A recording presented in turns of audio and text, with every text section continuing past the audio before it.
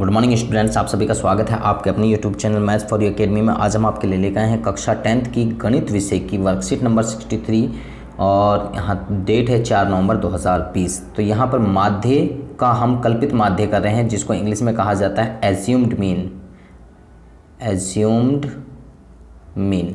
Assumed mean.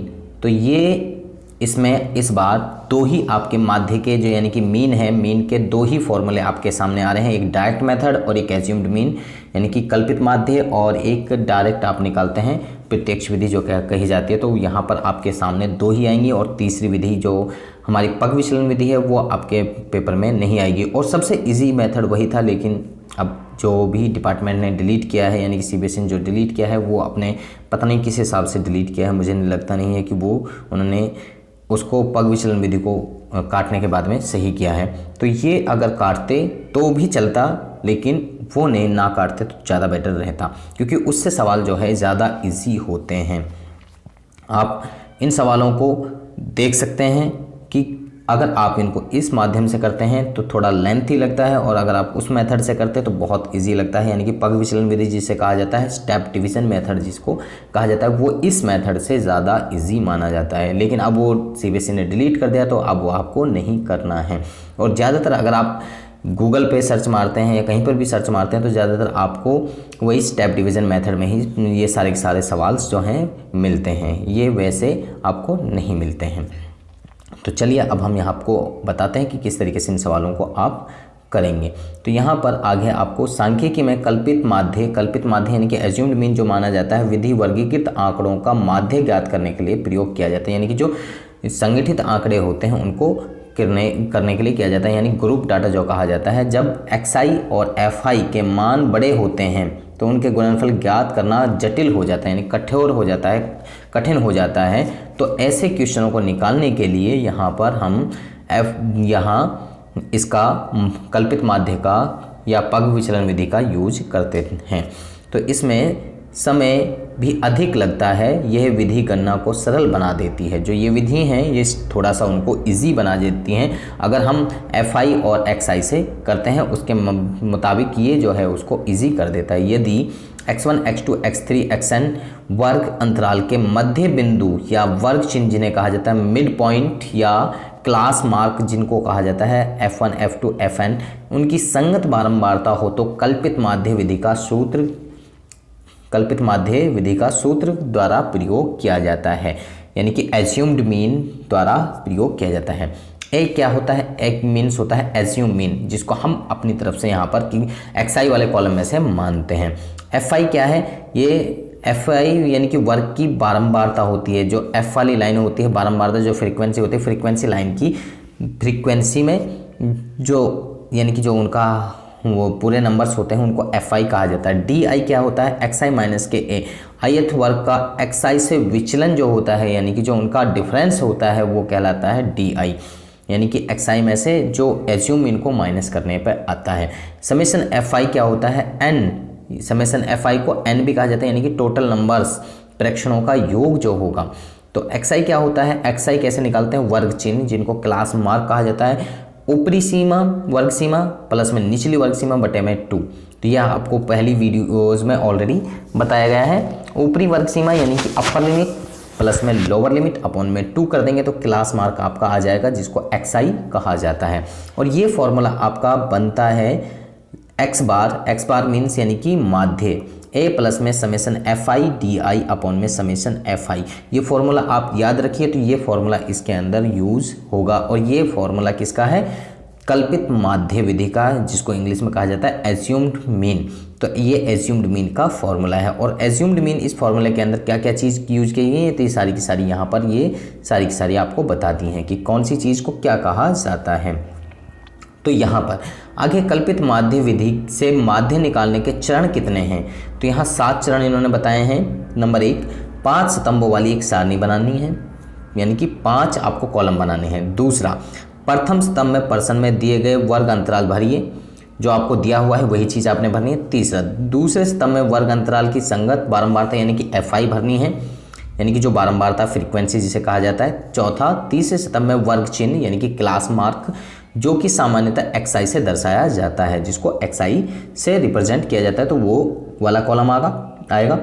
चौथा है xi के बीचों बीच के मान को कल्पित माध्य मानिए, जिसे सामान्यतः a से दर्शाया जाता है, मान लीजिए।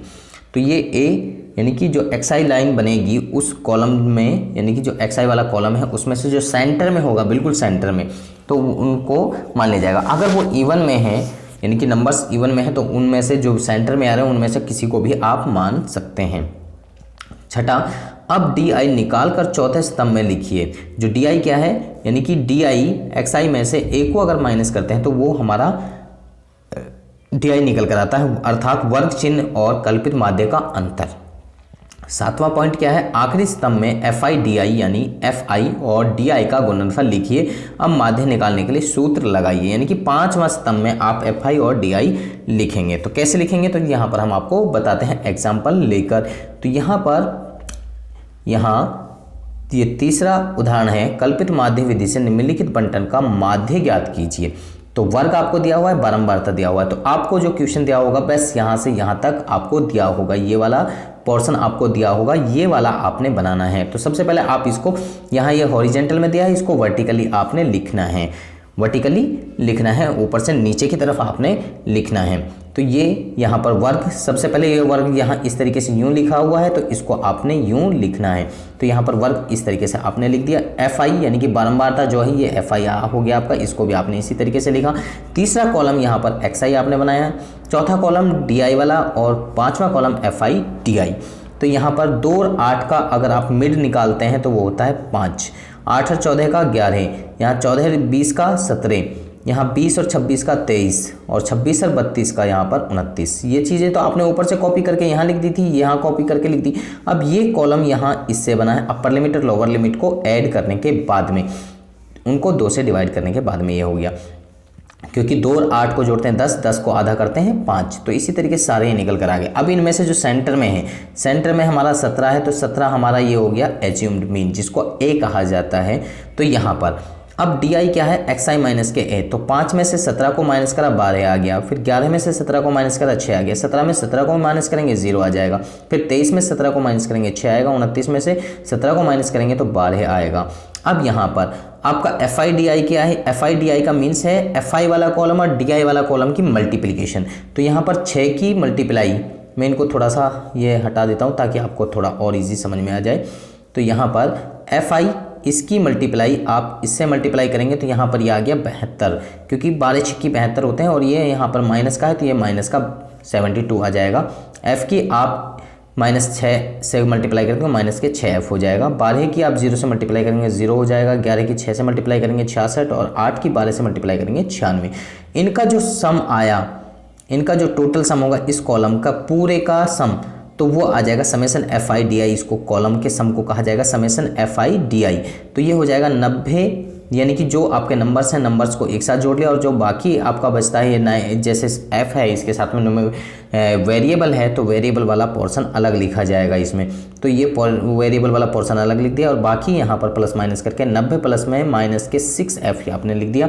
और इन कॉलम का सम करना है f वाले कॉलम का, हर उसमें यानी कि मेथड में आपने f वाले का सम जरूर निकालना है। तो समेसन fi जिसको कहा जाता है तो ये हो जाएगा हमारा 37 जमा के f, अगर हम इनको जोड़ते हैं तो इनको जोड़ने के बाद में हमारा ये आ जाता है और इधर हमारा ये आ गया। अब हमें फॉर्मूला जो याद है तो इसका कल्पित माध्य का फॉर्मूला a प्लस में समेसन fi di अपॉन में समेसन fi। तो इसमें जो वैल्यू हैं वो आप यहाँ पर रखेंगे। तो यहाँ पर आप किस तरीके से निकालेंगे, तो यहाँ पर आपको दिया हुआ है कल्पित माध्य 18.8, तो यहाँ पर a की वैल्यू 17 और ये एस समेसन fi di हमारा ये आया है और यहाँ पर समेसन fi हमारा ये 37 जमा के f यहाँ पर आया है। इसको आप यहाँ पर 17 को इधर लेके जाएंगे, इस 17 को इधर लेके जाएंगे तो 18.8 में से तो 1.8 यहाँ पर ये बच जाएगा और यहाँ 37 को इधर लेके जाएंगे तो इससे ये मल्टीप्लाई हो जाएगा 1.8 से, तो 37 जमा के f और ये 90 माइनस के 6f इधर बच जाएगा। तो 1.8 की 37 से और f से मल्टीप्लाई करेंगे तो ये हो जाएगा 66.6 जमा के 1.8f और 90 माइनस के 6f।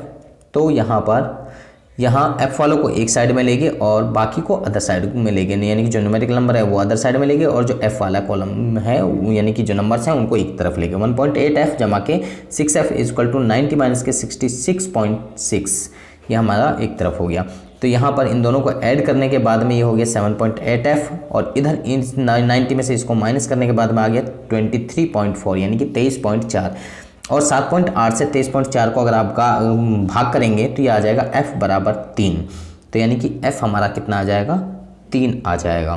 तो इस तरीके से आप इस सवाल को इजीली सॉल्व कर सकते हैं। आगे यहाँ पर ये दूसरा सवाल इन्होंने दिया है एग्जाम्पल नंबर 2। तो एग्जाम्पल नंबर 2 के किस तरीके से करना है, तो निम्नलिखित सारणी का एक कंपनी के विभिन्न शाखाओं और विभागों में कार्यरत महिलाओं कर्मचारियों के प्रतिशत विवरण के बारे में जानकारी दर्शाइए। तो महिला कर्मचारियों का प्रतिशत, विभागों की संख्या, तो ये आपको हॉरिजेंटल में वर्टिकली में ऑलरेडी दिया हुआ है। तो आपने वर्टिकली सबसे पहले 2 कॉलम्स आपके ये हो ही जाएंगे। तो यानी कि पहले कॉलम CI और दूसरा FI और तीसरा कॉलम, चौथा कॉलम और ये 5वां कॉलम, आप तीनों कॉलम ये बाद में बनाएंगे। तो कल्पित माध्य विधि से महिला कर्मचारियों का माध्य प्रतिशत ज्ञात कीजिए। तो अब कैसे ज्ञात करेंगे, तो यहाँ पर सबसे पहले महिला कर्मचारियों का प्रतिशत, तो यहाँ पर आपने लिख लिया। विभागों की संख्या यहाँ पर जो आपको दी हुई है सेम टू सेम यहाँ पर कॉपी कर दिया। वर्ग चिन्ह यानी कि XI आप निकालेंगे। XI कैसे निकालेंगे, 5 और 15 को जोड़ेंगे और 2 से भाग करेंगे। 10 आ गया, 20 आ गया, 30 आ गया, 40, 50, 60, 70। तो इसमें से मिड हमने मान लिया ये 40 हमारा मिड है। तो A बराबर 40 बराबर A। तो A में से यानी कि इसमें से 10 में से 40 घटाएंगे 30 आ गया, 20 में से 40 घटाएंगे -20 आ गया, 30 में से 40 घटाएंगे -10 आ गया, फिर 0, फिर 10, 20, 30। तो इस तरीके से यहाँ देख सकते हैं ये सीरीज चलती है। 30, 20, 30 आ रहा है तो फिर यहाँ 10, 20, 30, इस तरीके से ये सीरीज आती है। ऊपर वाले माइनस में आते हैं, नीचे वाले प्लस में आते हैं। तो यहाँ पर अब FI और DI की मल्टीप्लाई करेंगे। एक की -30 से मल्टीप्लाई करेंगे तो -30, 2 की 20 से मल्टीप्लाई करेंगे माइनस से तो माइनस के 40, 4 की -10 से मल्टीप्लाई करेंगे माइनस के 40, 4 की 0 से मल्टीप्लाई करेंगे 0 हो गया, 7 की यहाँ पर 10 से मल्टीप्लाई करेंगे 70 हो गया और 11 की आप 20 से मल्टीप्लाई करेंगे तो यहाँ पर ये हमारा 220 हो जाएगा। 6 की आप 180 से यहाँ 30 से मल्टीप्लाई किया तो यहाँ 180 आपका आ गया। तो यहाँ पर एक तो इस कॉलम की आप ऐड करेंगे, तो यहाँ ऐड करने के बाद में समेशन FI यानी कि 35 आ गया। इस कॉलम को पूरे को ऐड करेंगे यानी कि जितनी संख्याएं आई हैं तो उसका आ गया समेशन FI DI हमारा 360 आ गया। तो माध्य बराबर A प्लस में समेशन FI DI अपॉन में समेशन FI। ये जो ऑब्लिक का निशान है, ऑब्लिक का मीन्स यानी कि अपॉन में है ये, तो अपॉन में समेशन FI यानी कि सिग्मा भी कहा जाता है इसको। तो A की वैल्यू हमने कितनी मानी थी यहाँ पर 40 और यह हमारा 360 बटे में 35। 360 हमारा यह है और 35 हमारा यह है, तो 35 से 360 को डिवाइड करा तो ये हमारा कितना आ गया 72 बटे में 7 आ गया। तो 72 को 7 से और डिवाइड किया तो पॉइंट में आ गया 10.28। तो 40 में 10.28 जोड़े तो यहाँ पर हो गया 50.28 लगभग एवरेज यानी कि अप्रॉक्सीमेट, इंग्लिश में कहा जाता है अप्रॉक्सीमेट। अतः 50.28 महिला कर्मचारियों का माध्य प्रतिशत हमारा निकल कर आ गया। तो यहाँ पर इस तरीके से इन सवालों को हम सॉल्व कर सकते हैं। आगे यहाँ पर आपको समय प्रयास कीजिए में 2 सवाल आपको दिए गए हैं, इन सवालों को मैं आगे आपको बताऊंगा, लेकिन उससे पहले कोविड के संदर्भ में उचित व्यवहार संबंधी कैप्शन जैसे आपको दिया जा रहा है। 2 गज अथवा 6 फुट की शारीरिक दूरी का पालन अवश्य करें। तो सभी बच्चे अपने बीच में डिस्टेंस बना के रखें और यानी कि अपने हाथों को साबुन और पानी से धोते रहें, सैनिटाइज करते रहें। तो चलिए हम पहले सवाल की तरफ चलते हैं कि पहला सवाल किस तरीके से सॉल्व करना है। तो यहाँ पर सबसे पहले हम सवाल पढ़ लेते हैं इंग्लिश और हिंदी में। नीचे दी गई तालिका में एक इलाके में 25 घरों की भोजन पर दैनिक खर्च दिखाया गया है। कल्पित माध्य विधि द्वारा भोजन पर दैनिक व्यय का माध्य ज्ञात कीजिए। तो यहाँ पर हमें दैनिक खर्च ये दे रखा है और घरों की संख्या यानी कि इनका अगर हम सम करते हैं तो वो टोटल 25 ही बैठेगा क्योंकि यहाँ ऑलरेडी 25 हमसे कहा गया है। तो table below so the daily expenditure of food 25 households in a locality. Find the mean daily expenditure in food by assumed mean method. assumed mean method से हमें सॉल्व करना है। तो यहाँ पर हमारे लिए डेली एक्सपेंडिचर सभी घरों के अलग अलग यहाँ पर दिए हुए हैं, इनका जो टोटल सम होगा वो 25 होगा। अब कैसे निकालना है, तो लेट द assumed mean भी है, यहाँ पर assumed mean कब मानेंगे तो वो हम अभी आपको बताएंगे। तो सबसे पहले हम क्या चीज़ निकालनी है, तो सबसे पहले हम वो आपको बता देते हैं। सबसे पहले जो चीज़ हमें दी गई है वो चीज़ हमने यहाँ पर वर्टिकली हमने लिख ली, ऊपर से नीचे की तरफ हमने लिख लिया। तो यहाँ पर हमने ये लिख लिया है, यहाँ पर आप देख सकते हैं ये सेम टू सेम वहाँ से हमने कॉपी करके लिख दिया। इनका सम कितना है 25, मैंने अभी आपको बताया था कि वो ऑलरेडी हमारे लिए दे रखा है, तो यहाँ पर ये 25। तो इनके बीच का जो अंतर है वो कितना है, यहाँ पर 50 है। यहाँ इनके बीच का अंतर कितना है 50 है, लेकिन 50 हमें यहाँ पर काम नहीं आएगा। अब यहाँ पर इनका हमने मिड पॉइंट निकालना। मिड पॉइंट को क्या कहा जाता है, क्लास मार्क यानी कि एक्सआई कहा जाता है या वर्ग चिन्ह कहा जाता है हिंदी के अंदर। तो यहाँ पर इनका मिड पॉइंट आ गया 125, इनका मिड पॉइंट आ गया 175, फिर 225, यहाँ 275 और 325। तो मिड पॉइंट यहाँ पर ये इसको मान लिया हमने ए, क्या माना इसको मान लिया हमने ए, क्या माना एज्यूम्ड मीन मान लिया ए हमारा 225 आ गया। तो यहाँ पर 125 में से 225 को घटाया माइनस के 100 आ गया। 175 में से 225 को अगर घटाते तो माइनस के 50 आएगा, और 225 में से 225 को घटाएंगे 0, 275 में से 225 को घटाते 50, और 325 में से यहाँ पर 225 को घटाएंगे तो यहाँ पर ये आ जाएगा हमारा 100। तो अब यहाँ पर हमारे ये आ गया। इसको निकलने के बाद में अब हम क्या करेंगे, यहाँ पर हम दो कॉलम की मल्टीप्लाई करते हैं। कौन कौन से कॉलम की, तो यहाँ पर हमारा जो FI वाला कॉलम होता है और DI वाला कॉलम, इनकी मल्टीप्लाई करते हैं। तो यहाँ पर 4 की और -100 की मल्टीप्लाई करेंगे तो यहाँ -400 हो गया। 5 की और -50 की मल्टीप्लाई करेंगे 250 हो गया। 12 की 0 की मल्टीप्लाई करेंगे 0 हो गया। 2 की 50 की मल्टीप्लाई करेंगे 100 हो गया। 2 की और 100 की मल्टीप्लाई करेंगे तो 200 हो गया। इनका तो सम हमें पता था कि कितना है 25 है। अब इनका सम कितना आया, इनका सम कितना आया हमारा 350, लेकिन किसका, माइनस का 350, माइनस के 350 हमारा ये आया है समेसन FI DI जिसको कहा जाएगा। तो ये FI DI वाला कॉलम हमारा है। मीन अब हमें निकालना है, तो एज्यूम्ड मीन से हम निकाल रहे हैं। तो यहाँ एज्यूम्ड मीन यानी कि x बार जिसे कहा जाता है A प्लस में समेसन FI, यहाँ पर ये DI अपॉन में समेसन FI।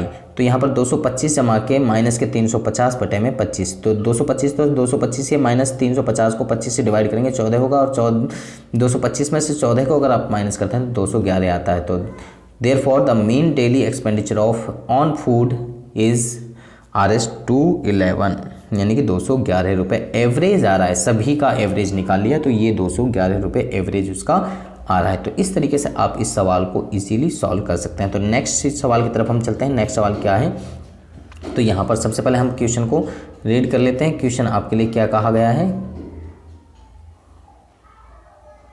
तो यहाँ पर सबसे पहले दूसरा सवाल, एक निम्नलिखित बंटन एक इलाके के बच्चों का दैनिक जेब भत्ता दर्शाता है। यदि औसत जेब भत्ता 18 रुपये है तो लुप्त बारंबारता F ज्ञात कीजिए। यहाँ पर लुप्त बारंबारता F है, इसको हमें ज्ञात करना है कि यहाँ क्या होगा। अगर इंग्लिश में पढ़ते हैं, the following distribution show that the daily pocket allowance of the children of A locality, the mean pocket allowance is 80 rupees, find the missing frequency. तो मिसिंग फ्रीक्वेंसी हमें फाइंड करनी है। तो यहाँ पे ऑलरेडी हमारे लिए एवरेज जो मीन है वो ऑलरेडी 18 दिया हुआ है, ऑलरेडी गिवन है। तो अब हमें मिसिंग इसको नंबर्स को फाइंड करना है। मिसिंग नंबर यहाँ पर क्या होगा, तो सबसे पहले यहाँ पर जो हमारे लिए लिखा हुआ है दैनिक जेब भत्ता, तो यहाँ पर दैनिक जेब भत्ता हमने लिख दिया। बच्चों की संख्या यहाँ पर हमने हो गई, नंबर ऑफ चिल्ड्रंस हमारी हो गई। इंग्लिश में लिखा हुआ है तो इंग्लिश में, हिंदी में लिखा हुआ है तो आप हिंदी में लिख देंगे। तीसरा कॉलम आप बनाते हैं क्लास मार्क XI जिसे कहा जाता है। फिर चौथा कॉलम बनाएंगे DI, और पांचवा कॉलम बनाएंगे FI DI। तो ये कॉलम्स हम यहाँ पर बनाते हैं। तो ये चीज़ें हमने यहाँ पर लिख दी। To find the class mark XI for each interval the following relation is used XI। तो यहाँ पर हमारे लिए ऑलरेडी यहाँ पॉकेट अलाउंस यानी कि मीन ऑलरेडी 18 दिया हुआ है। तो ये सारी चीज़ें हमें दी हुई हैं। यहाँ वहाँ से हमने यहाँ कॉपी कर ली, यहाँ से यहाँ कॉपी कर ली, इन सब का सम किया, इस कॉलम का सम किया तो ये हो गया समेसन FI यानी कि 44 जमा के F, ये हमारा आ जाता है। इनका सम करने के बाद में, इस कॉलम का सम करने के बाद में हमारा ये आ जाता है, यानी कि इनको जोड़ने के बाद में, क्योंकि सभी नंबर्स को जोड़ लिया और F यहाँ पर अलग है तो F को सेम एज इट इज़ लिख दिया। अब यहाँ पर XI हमने निकाला। XI कैसे निकालते हैं, तो XI आप निकालने के हमने पहले कई बार आपको बता दिया है, तो फिर भी हम बता देते हैं आपको किस तरीके से निकालते हैं। तो XI यानी कि इन दोनों को जोड़ना है और 2 से भाग करना है। तो यहाँ आ गया 11 13 को जोड़ते हैं 24, 24 का आधा किया 12, तो 13 15 का यानी कि मिड यानी कि मिड पॉइंट निकालना है। 13 15 का मिड पॉइंट 14, 15 17 का मिड पॉइंट 16, 17 19 का मिड पॉइंट 18, 19 और 21 का मिड पॉइंट 20, और 21 और 23 का 22, और 23 और 25 का मिड पॉइंट यानी कि 24 ये हमारा आ गया। अब क्या करेंगे यहाँ पर, अब हमें यहाँ पर इसमें से मिड वाले नंबर को, यानी कि हमने यहाँ पर इसको मिड मान लिया, ये हमारा हो गया हमारा A। ए हमने 18 माना, तो 12 में से 18 को माइनस करेंगे -6, फिर -4, -2, फिर 0, फिर 2, फिर 4, फिर 6, मतलब वही सीरीज हमारी चलती रहती है। अब यहाँ पर जो हमारा ये DI निकल गया आ गया, अब DI को और XI को क्या करते हैं, मल्टीप्लाई करते हैं। क्या करते हैं, XI और DI, यहाँ FI और DI को मल्टीप्लाई करते हैं। FI हमारा ये है और DI हमारा ये है, इनको मल्टीप्लाई किया -42, 6 की और -4 की मल्टीप्लाई करी -24 हो गया, 9 की और -2 की मल्टीप्लाई करी -8 आ गई, 13 और 0 की मल्टीप्लाई करते हैं 0, F की और 2 की मल्टीप्लाई करेंगे तो 2F हो जाएगा, 5 की 4 की मल्टीप्लाई करेंगे 20, और यहाँ पर 4 और 6 की मल्टीप्लाई करेंगे 24। अब यहाँ पर आप देख सकते हैं 2F था हमारा अलग है, तो 2F को हमने सेम एज इट इज लिख दिया। अब यहाँ पर 20 और 24, यहाँ पर -42, -24 और -8 इनको एक साथ जोड़ लीजिए, और 20 और 24 को एक साथ आप जोड़ लीजिए, तो ये 48 हो जाएगा। इस तरीके से इनको भी आप जोड़ लेंगे और जो ज़्यादा हैं उनमें से उनको घटा देंगे, तो घटाने के बाद में आ रहा है 2F बराबर -40, तो ये समेसन FI DI आ जाएगा हमारा। तो अब यहाँ पर आगे हमें फॉर्मूले में वैल्यू पुट करनी है, जो हमारे लिए वैल्यू आ गई हैं। From the table we obtain summation FI हमारा 44 जमा के F आ गया, और समेसन FI और DI, ये DI है यहाँ पर, FI DI हमारा आ गया 2F माइनस के 40। अब हमें फॉर्मूले में लगाना है x बार बराबर a प्लस में समेसन FI DI अपॉन में समेसन FI। तो फॉर्मूले में रखेंगे तो x बार ये हमारा ऑलरेडी 18 दिया हुआ है हमारे लिए, x बार कितना दिया हुआ है हमारे लिए 18 दिया हुआ है, a की वैल्यू कितनी मानी है हमने 18 मानी है, प्लस में 2F माइनस के 40 और बटे में 44F, ये 44F ये वाला नीचे आएगा और ये वाला जो है हमारा ऊपर आएगा। तो यहाँ पर 18 को 18 की तरफ इधर लेके जाएंगे, राइट साइड से लेफ्ट साइड में जाएंगे, तो 18 में से 18 जाएंगे तो ये 0 बच जाएगा, यहाँ पर कितना बचेगा 0 हमारा बच जाएगा। तो 0 बचेगा, तो इसके बाद में 2F माइनस के 40 ऊपर है और यहाँ 44 जमा के F यहाँ है, तो 44 जमा के F ये जो अपॉन में है इसको 0 से अगर मल्टीप्लाई करें तो वो 0 हो जाएगा। तो यहाँ पर बचेगा 2F माइनस के 40, 2F माइनस के 40 बराबर 0, तो 2F बराबर ये 40 यहाँ अदर साइड में जाएगा, तो यहाँ माइनस का है तो अदर साइड में गया प्लस का गया, तो 2F बराबर 40 हो गया, F बराबर 20, तो hence the missing frequency is 20। तो यहाँ पर हमारी मिसिंग फ्रीक्वेंसी जो है F बराबर कितना है, यानी कि 20 हमारा आंसर आ गया। तो इस तरीके से हम इन सवालों को इजीली सॉल्व कर सकते हैं। तो मुझे लगता है कि सभी बच्चों को ये सवाल समझ में आ गए हैं। अगर आपको समझ में आ गया है तो आप हमारी वीडियो को लाइक करें, शेयर करें, कमेंट करें, और इसके साथ में अगर अभी भी आपका कोई डाउट रहता है तो आप कमेंट सेक्शन में लिख सकते हैं। और अगर आप अभी तक हमारे चैनल पर नए हैं तो आप हमारे चैनल को सब्सक्राइब कीजिए और इसके साथ में बेल आइकन को जरूर प्रेस करें, ताकि आपको आने वाली हर वर्कशीट की अपडेशन साथ में हम लेकर आते रहें, तो आपको उनका अपडेशन साथ में मिलता रहे। तो आप बच्चे हमारे साथ में बन रहे हैं हमारी नेक्स्ट वीडियो तक। आप सब बच्चों का इस वीडियो को देखने के लिए धन्यवाद।